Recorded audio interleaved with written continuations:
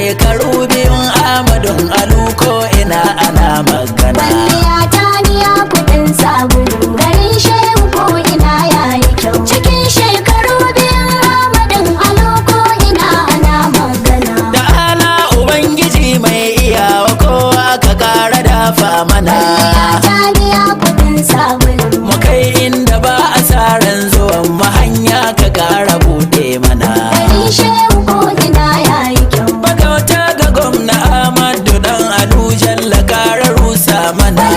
Ta biya kuɗin sabulu, Da damansa ƙoƙarin ayyukan da duk za su kasa yin magana. kwalliya ta biya kuɗin sabulu, garin shehu ko ina yayi kyau. Cikin shekaru biyun Ahmadun Alu ko ina ana magana. Allah kai dubin salati ga annabin nan.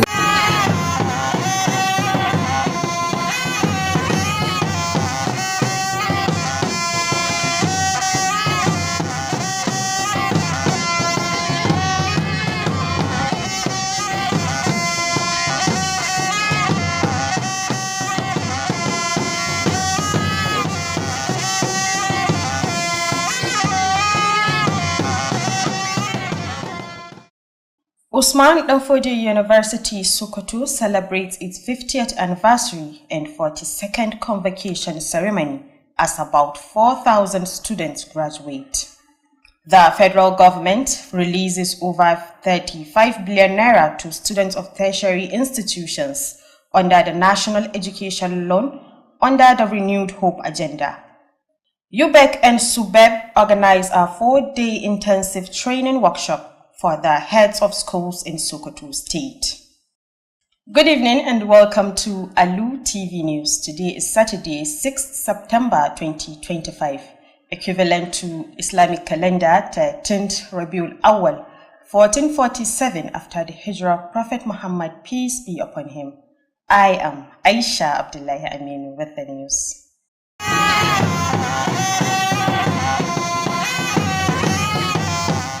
The federal government has disbursed over 35 billion naira to students of tertiary institutions under the National Education Loan (NEL) Fund, a renewed hope initiative to pursue their academic activities without hindrance. President Bola Tinubu made this known while speaking at the combined 50th anniversary and 42nd convocation of Usman Danfodio University, Sokoto. Our government house correspondent Nasir Abubakar Kiri has the rest of the story.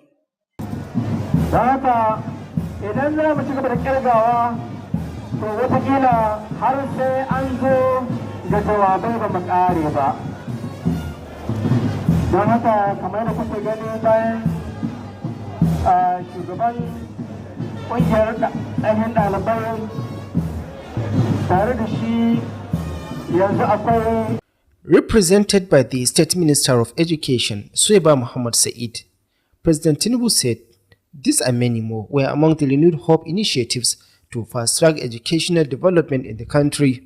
The president maintained that in the last 2 years, his administration has embarked on necessary reforms for economic stability, which he described as difficult but yielding positive results. While congratulating the university community on its Golden Jubilee and the graduates of various disciplines for successful completion of their programs, he tasked them to be guided by principles of hard work, resilience and innovation, which are the key drivers to shaping the country's future and development.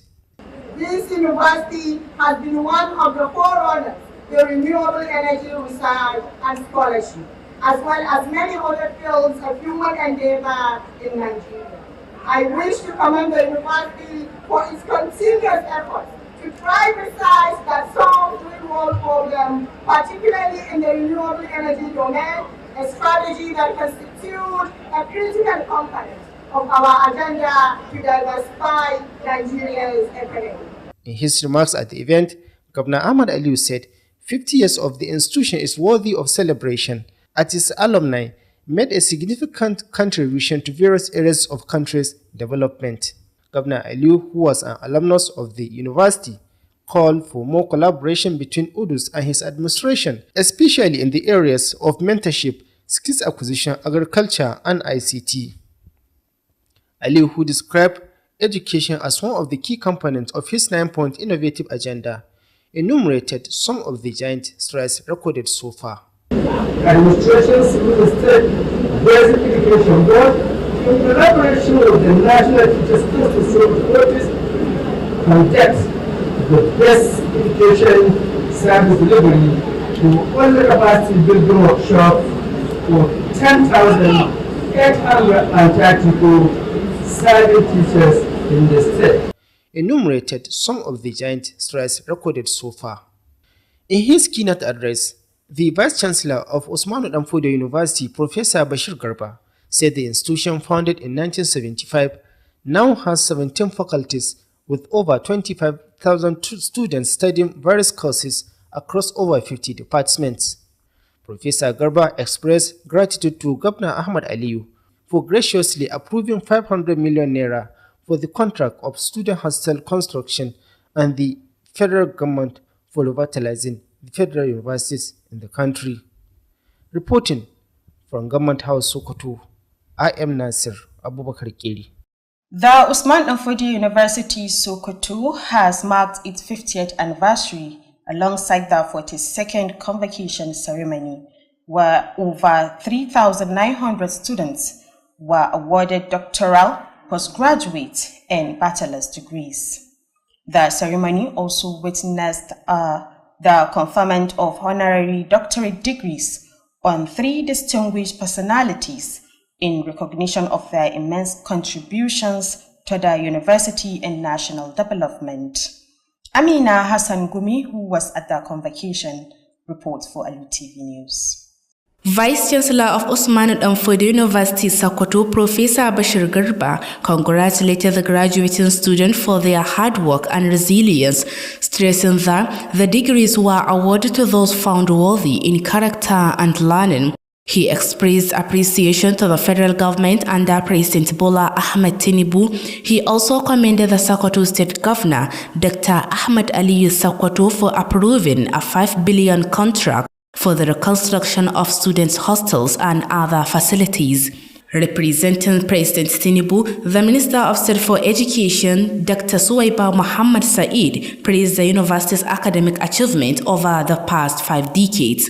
She reaffirmed the administration's commitment to improving education through its renewed hope agenda, pledging better infrastructure and a conducive learning environment. 20 billion to advance civil agenda of the Ministry of Education.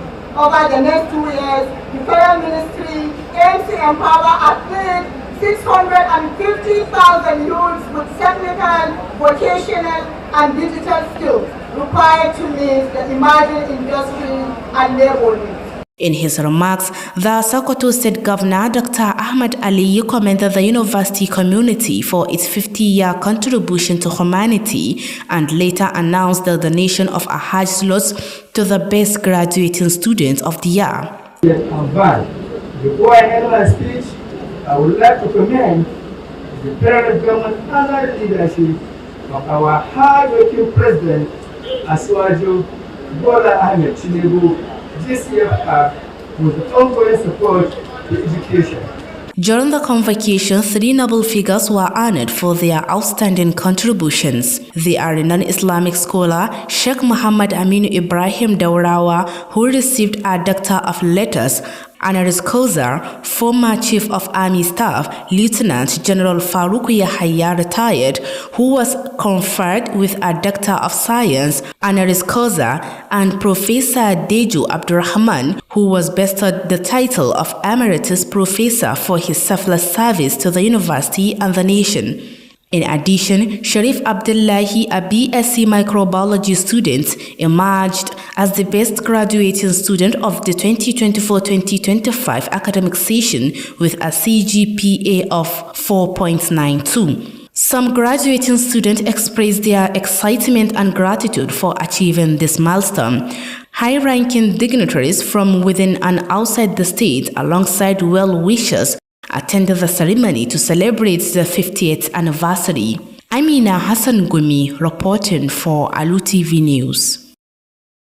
Sokoto State Ministry of Basic and Secondary Education has called on parents to ensure they prepare their children and wards for resumption for the commencement of 2025-2026 academic session.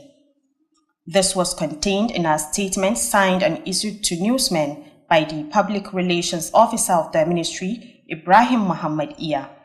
The statement said all boarding schools are expected to resume on Sunday, September 7, 2025, while public and private day schools will resume on Monday, September 8, 2025. The statement quoted the State Commissioner Ministry of Basic and Secondary Education, Professor Ahmad Ladan Allah, encouraging parents, guardians, school-based management committees, and parent-teachers associations to ensure students' timely resumption, highlighting the importance of discipline and punctuality. To ensure adherence to the schedule, Professor Ahmad Ladan Allah has tasked heads of parastatals and agencies to support the resumption process, calling on teachers to commence full activities without any delay, saying the ministry will conduct strict monitoring and compliance checks.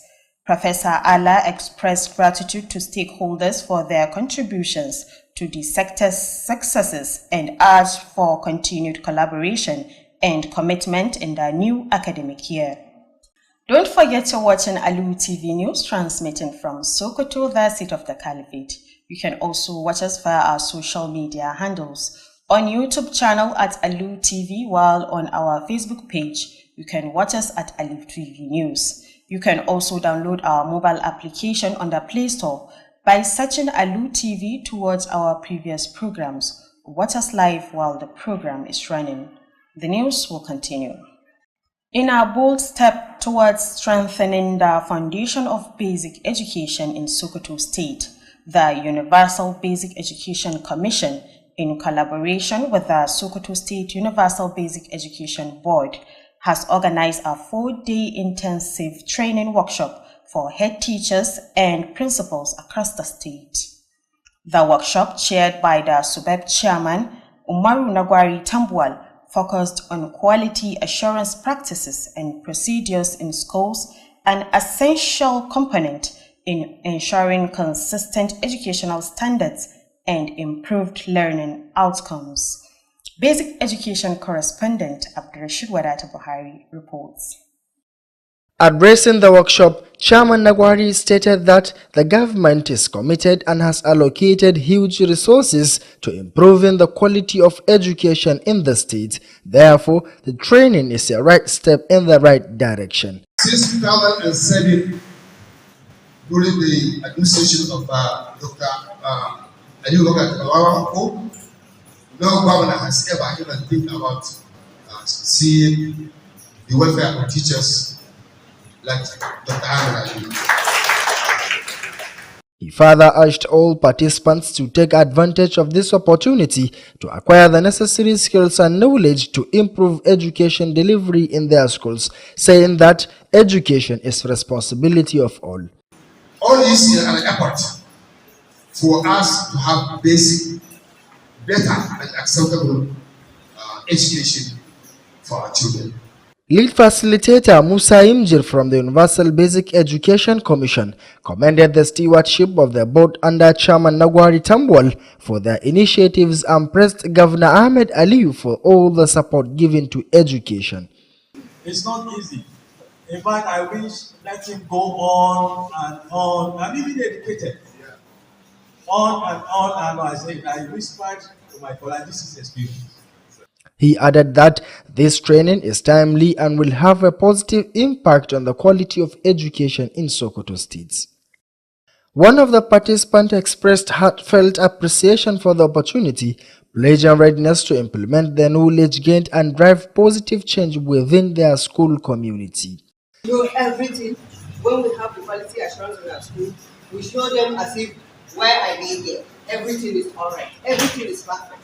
But with this training, we have seen that we have a lot of practice to make. The chairman was accompanied on the visit by Board Secretary Mahmoud Ahmad Barade, the Director of Administration Abdullahi, and other board management staff. Abdurrashid Wadata Buhari, Alu TV News. All internally displaced persons, IDPs in Shagari local government area will soon return to their respective houses. State Deputy Governor Alhaji Idris Mohammed Gobir disclosed that while addressing hundreds of IDPs in Shagari town. Naziru Alhaji Sani reports. Alhaji Idris Gobir said this was because all areas requiring the presence of security were identified and their movement will commence in earnest. The deputy governor said that already Governor Ahmad Ali Sokoto has approved all that is required for the movement of the security and the relief materials to the victims. He, however, called on the IDPs to shun any act of indiscipline and remain committed in prayer for the prevalence of peace and stability in their areas, state and country as whole.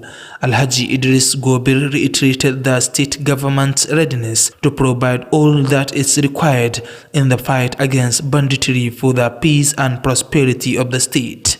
Already, the state government has provided 3 trucks of grains, which include rice, maize, and millet, to be distributed to the 7 IDP camps in the area. Similarly, a subcommittee for the distribution of the food items under the leadership of the State Commissioner of Finance Alhaji Muhammad Jabi Shagari has been set up.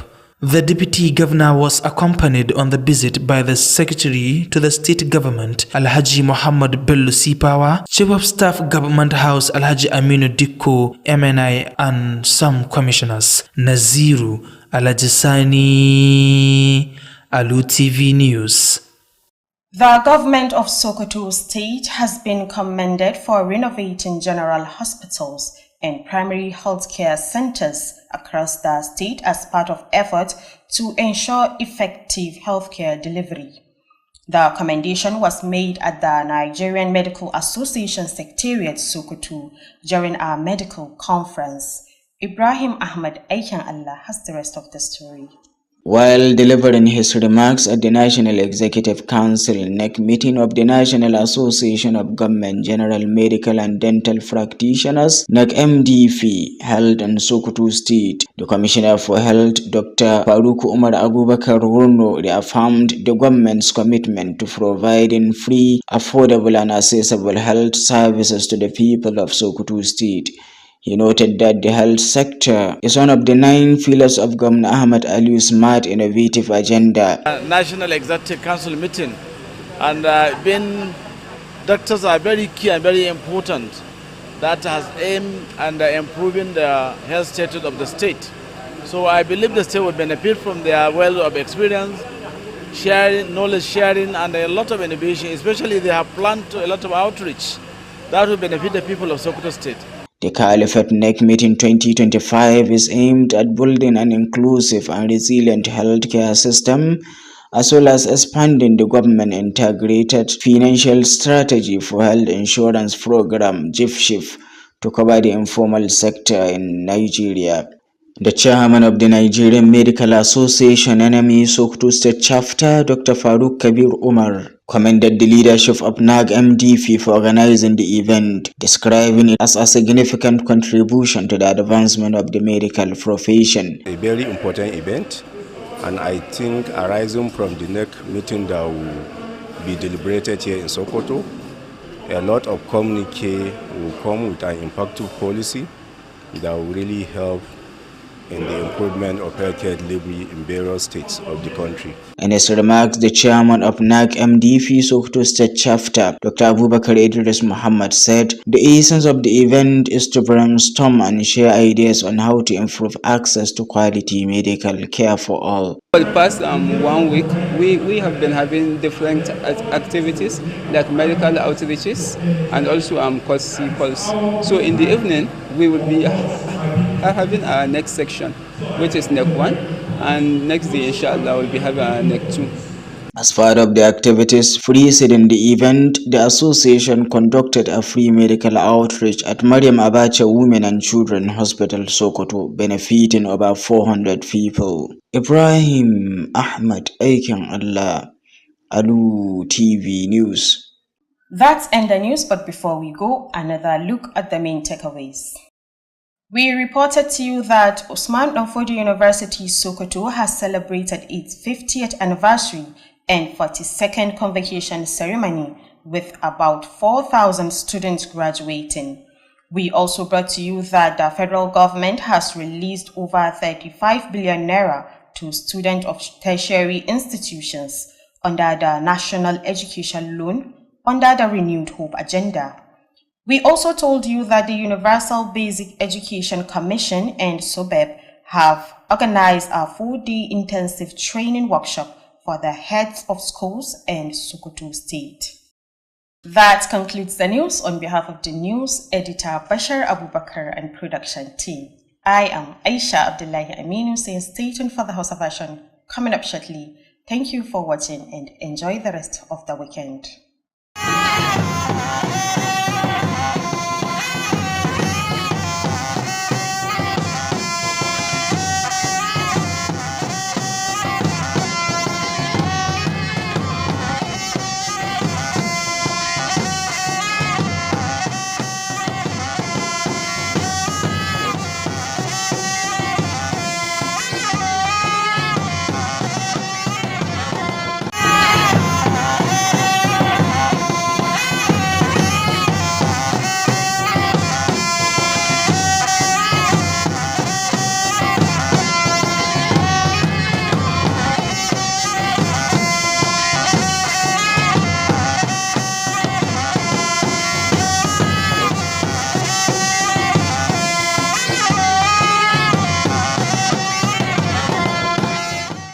Jami'ar Usman Danfodio da ke jihar Sokoto ta gudanar da bikin cikarta shekaru 50, wanda wannan ne karo na 42 da ta gudanar da biki tare da yaye kimanin ɗalibai 4,000.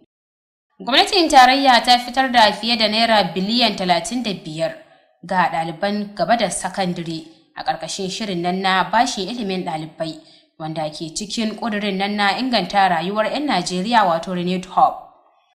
Hukumar ilimi bai ɗaya ta ƙasa haɗin gwiwa da hukumar ilimi bai ɗaya ta jihar Sokoto sun gudanar da taron ƙarawa juna sani na kwana 4 ga shugabannin makarantun ne da ke sassan jihar Sokoto. Assalamu alaikum jama'a, barka da wannan lokaci, barka da kasancewa da fassarar labaran Alu TV. A yau muna Asabar 6 ga watan Satumban shekara ta 2025 wanda ya muwafaka da 13 ga watan Rabiul Awwal shekara ta 1447 bayan hijirar fiyayyen halitta Annabi Muhammad sallallahu alaihi wasallam daga Makka zuwa Madina. Nafisa Kabiru Muhammad sunana, dauke da fassarar labaran.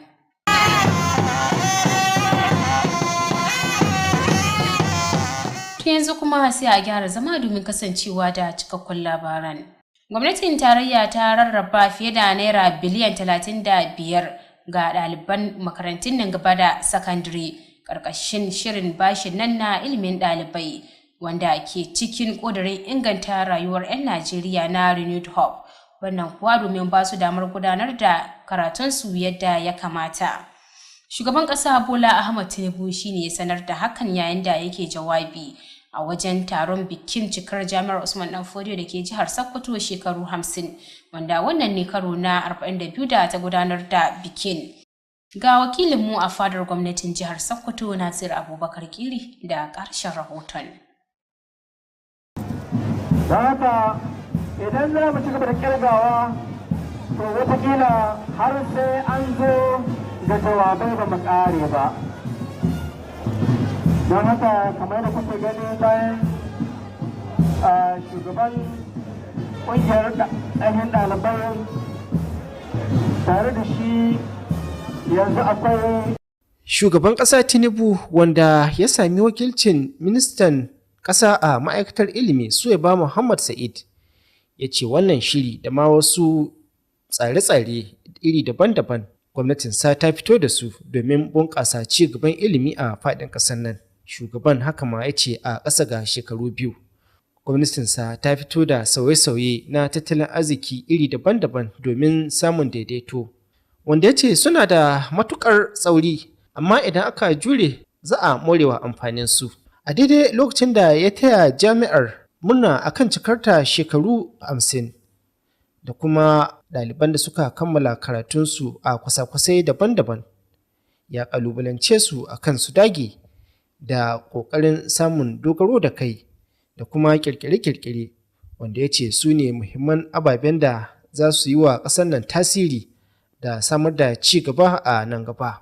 A jawabinsa wurin bikin, Gwamna Ahmad Aliyu ya ce shekaru 50 na wannan jami'ar sun cancanci a yi bukukuwa dangane da su, akan yadda ɗaliban da ta yaye suka bayar da gagarumar gudunmuwa wurin ci gaban ƙasar nan ta fannoni daban-daban. Gwamna Aliyu, wanda shi ma tsohon ɗalibin jami'ar ne, ya yi kiran samun ƙarin haɗin gwiwa da fahimtar juna tsakanin gwamnatinsa da jami'ar, musamman ta fannin bincike, horas da sana'o'in hannu, bincike aikin gona da kuma fasahar zamani.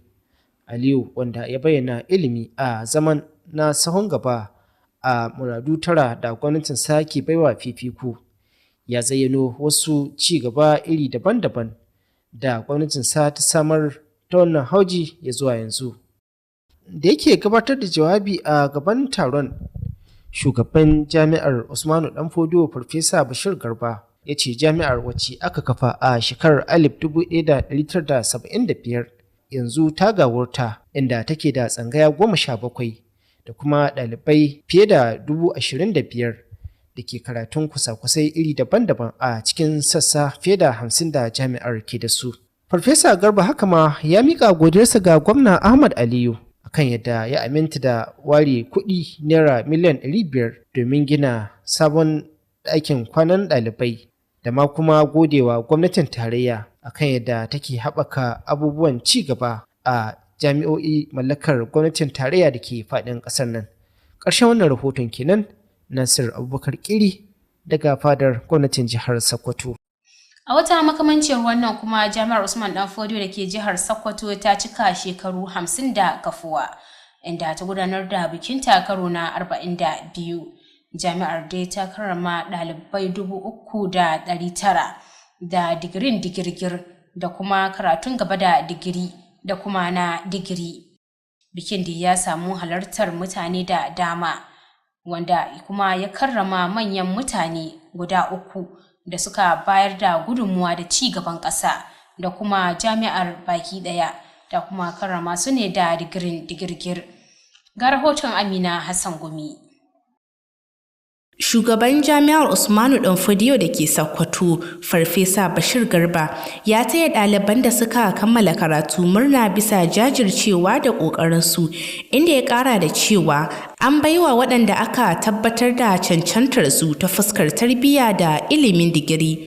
Farfesa Bashir ya bayyana godiya ga gwamnatin tarayya ƙarƙashin shugabancin Bola Ahmed Tinubu, tare da yabawa gwamnan jihar Sokoto Dr. Ahmad Aliyu bisa amincewar kwangilar naira biliyan 5 don gyara ɗakunan kwanan ɗalibai da sauran muhimman gine-gine. Da take wakiltar shugaba Tinubu, ƙaramar ministan ilimi Dr. Suwaiba Muhammad Sa'id ta yaba da nasarorin ilimi da jami'ar ta samu cikin shekaru 50 da suka gabata. Ta sake tabbatar da ƙudurin gwamnatin Tinubu ta inganta harkar ilimi ta hanyar shirin Renewed Hope Agenda, inda ta yi alkawarin samar da ƙarin gine-gine da yanayi mai kyau na karatu. A nasa jawabin, gwamnan jihar Sokoto Dr. Ahmad Aliyu ya jinjina wa al'ummar jami'ar bisa gudunmawar da ta bayar cikin shekaru 50 na zamanta.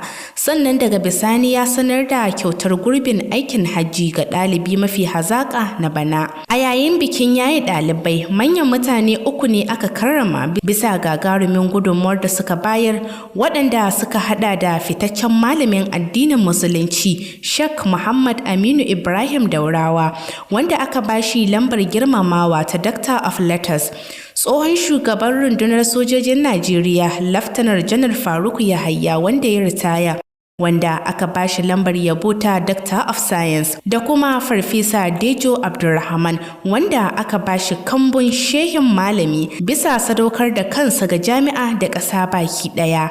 Haka kuma Sharif Abdullahi, ɗalibin da ya yi karatun ilimin ƙananan halittu, ya fito a matsayin ɗalibi mafi hazaƙa na shekarar 2024-2025 da maki 4.92. Wasu daga cikin ɗaliban da suka kammala sun bayyana farin ciki da godiyarsu bisa wannan babbar nasara.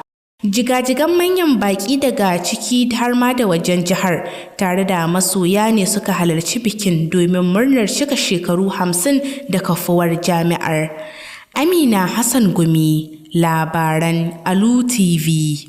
Ma'aikatar ilimin karama da babbar sakandare ta jihar Sokoto ta yi kira ga iyaye da su tabbatar da sun shirya wa yaransu komawa makarantun ne domin soma zangon karatun shekara ta 2025 da kuma 2026.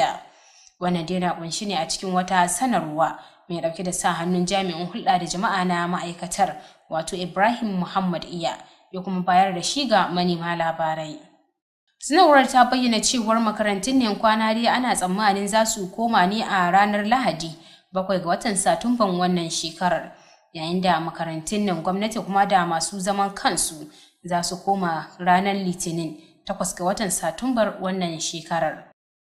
Sanarwar ta ruwaito kwamishinan ma'aikatar ilimin karama da babbar sakandare na jihar Sokoto Professor Ahmad Ladan Ala yana ƙara ƙarfafawa iyaye da maga'isa da kuma kwamitocin hukumar gudanarwar makarantun ne da ƙungiyar iyaye da malamai da su tabbatar da cewar ɗalibai sun koma makarantun ne kan kari, yana mai ƙara bayyana irin muhimmancin hakan da kuma ƙwarewar aiki. Professor Ahmad Ladan Ala ya kuma buƙaci shugabannin da hukumomi da su marawa shirye-shiryen komawa makarantun ne baya. Yana mai kira ga malamai da su soma dukkanin ayyukansu kan kari ba tare da tsaiko ba. Yana mai cewar ma'aikatar za ta ci gaba da gudanar da ayyukanta yadda ya kamata tare da saka ido da kuma dudduba ayyukansu. Professor Ala ya bayyana jin daɗinsa ga dukkanin masu ruwa da tsaki da suka bayar da gudunmuwa kan samun nasarar ɓangaren tare da buƙatar su da su ci gaba da haɗa hannu da kuma ƙoƙarin da suke yi domin samun nasarar karatun wannan sabuwar shekarar. Jama'a kada ku shafa kuna shan waɗannan labaran ne daga nan Alu TV Najeriya. Kada ku manta za ku iya bibiyar mu ta kafafen sada zumunta kamar YouTube a Alu TV ko kuma Facebook a Alu TV News. Za ku kuma iya sauke manhajar Alu TV a Play Store domin kallon labaranmu da kuma shirye-shiryen da muke gudanarwa a daidai wannan lokacin da ma waɗanda suka gabata.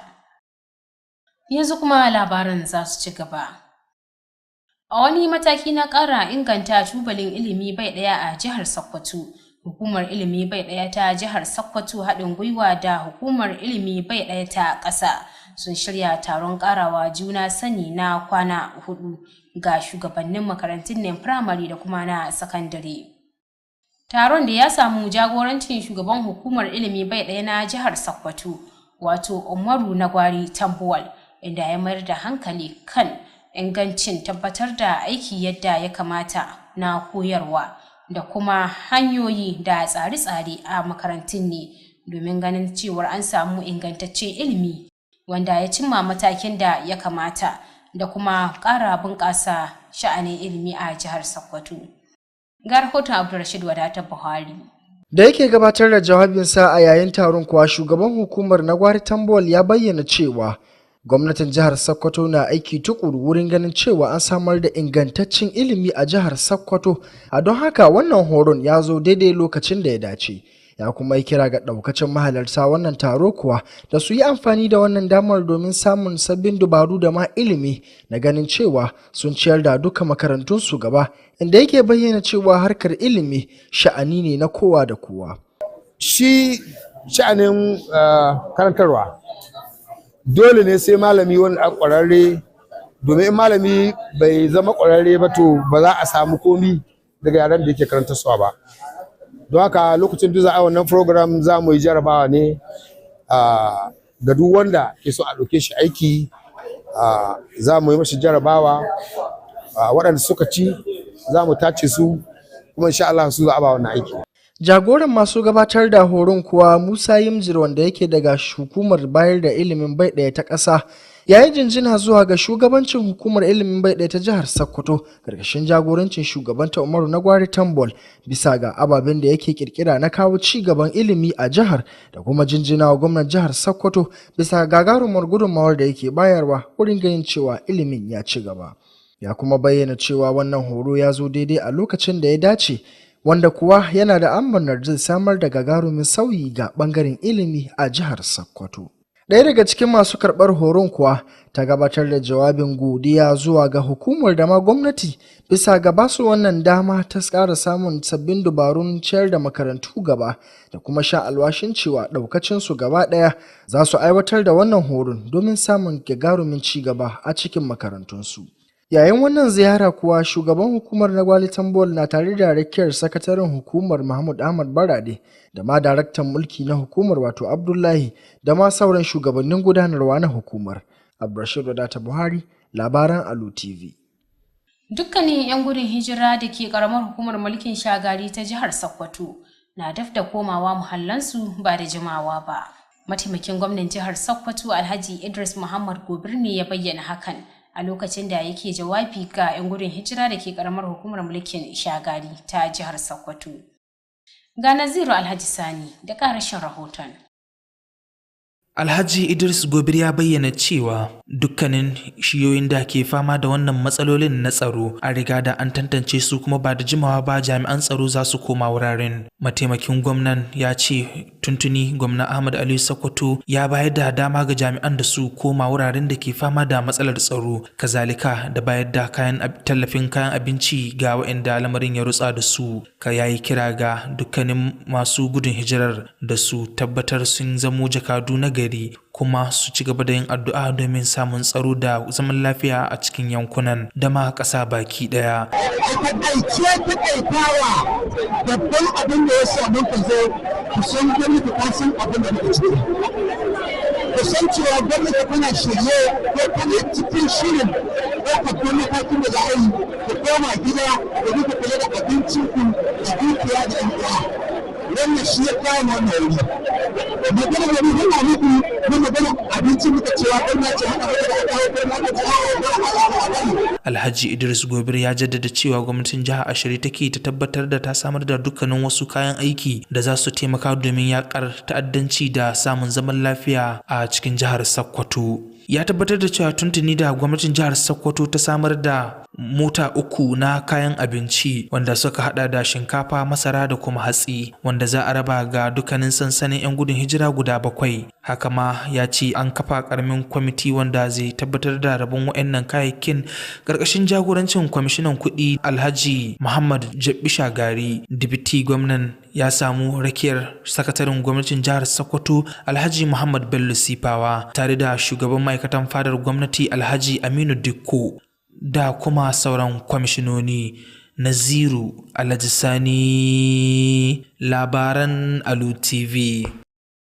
An yabawa gwamnatin jihar Sokoto kan sabuntawa da kuma gyaran manyan asibitoci da cibiyoyin kiwon lafiya matakin farko da ke jihar Sokoto a matsayin wani bangare na ƙara inganta lafiyar al'umma.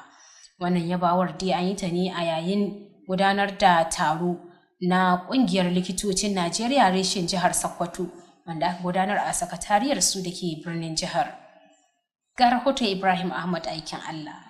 Yayin da yake gabatar da jawabi a taron majalisar zartarwa ta ƙasa wato NEC na ƙungiyar likitocin gwamnati masu aiki a ƙarƙashin gwamnatin jiha wato NAC MDF da aka gudanar a jihar Sokoto, kwamishinan lafiya Dr. Faruk Umar Abubakar Hurno ya sake jaddada kudirin gwamnati na samar da ingantattun ayyukan lafiya kyauta masu sauƙin samu kuma a kowane mataki ga al'ummar jihar Sokoto. Ya bayyana cewa ɓangaren lafiya na daga cikin ajandodi 9 na gwamnan jihar Sokoto. Gaskiya sai farin ciki da murna saboda duk inda an ka kawo wannan taro kasan za a samu riba. Jihar Sokoto za ta more da wannan taro za su yi don za su tattauna al'umma na alheri kuma sun kawo ƙwararru da suka zo daga ko'ina cikin Najeriya kuma jihar Sokoto za su yi farin ciki da wannan, za ta samu rambasa da wannan samar da aikin likita mai amfani a jihar Sokoto. Taron na Kalfet NEC shekarar 2025 yana da nufin gina tsarin lafiya mai ɗorewa tare da faɗaɗa tsarin JIFSHIF domin ya haɗa da ɓangaren da ba na gwamnati ba a Najeriya. Shugaban ƙungiyar likitoci ta Najeriya reshen jihar Sokoto, Dr. Faruku Kabir Umar ya yaba wa shugaban NAC MDF bisa shirin wannan taro inda ya bayyana shi a matsayin muhimmiyar gudunmuwa ga ci gaban aikin likitanci. Wannan taro da ake a birnin Shehu gaskiya na da matukan muhimmanci sosai because likitoci sun zo daga ko'ina, daga kowace jiha daga Najeriya, daga Lagos ne, daga Rivers ne, daga Maiduguri ne, daga Kaduna ne, duka sun zo sun taru a nan Sokoto suna so su tattauna kan yanda za a samu ci gaba a harkar lafiya. A nasa jawabi shugaban kungiyar likitoci masu aiki ƙarƙashin gwamnatin jiha reshen jihar Sokoto, Dr. Abubakar Idris Muhammad ya bayyana cewa manufar taron ita ce tattaunawa da musayar ra'ayoyi kan yadda za a inganta damar samun ingantacciyar kulawa ta lafiya ga kowa da kowa. Yau muna cikin farin ciki a karon farko a birnin Shehu ana irin wannan zaman na MDP. Wannan abu ne wanda almai farin ciki sosai a kan shi, alhamdulillah. A cikin shirye-shiryen da suka gabaci taron, kungiyar ta gudanar da aikin jinya kyauta a asibitin mata da ƙananan yara ta Maryam Abacha da ke Sokoto, inda fiye da mutane 400 suka amfana. Ibrahim Ahmad, aikin Allah, labaran Alu TV. Da wannan ne muka zo ƙarshen labaran namu. Kafin mu yi sallama da ku ga maimaitin wasu daga muhimman kanunsu. Tun da farko kun ji cewar Jami'ar Usman Danfodio da ke jihar Sokoto ta gudanar da bikin cikarta shekaru 50, wanda wannan ne karo na 42 da ta gudanar da bikin tare da yaye ɗalibai kimanin 4,000. Kun ji cewar gwamnatin tarayya ta fitar da fiye da naira biliyan 35 ga ɗalibai a cikin shirin nan na bashin ilimin ɗalibai, wanda ke ƙarƙashin ƙudurin inganta rayuwar 'yan Najeriya na Renewed Hope. Haka ma dai kun ji cewar hukumar ilimi bai ɗaya ta ƙasa haɗin gwiwa da hukumar ilimi bai ɗaya ta jihar Sokoto sun shirya taron ƙarawa juna sani ga shugabannin makarantun ne da ke sassan jihar Sokoto. A madadin editan labaran Bashar Abubakar da dukkanin waɗanda suka taimaka domin ganin labaran sun zo muku. Sunana Nafisa Kabiru Muhammad da na fassara na karanta.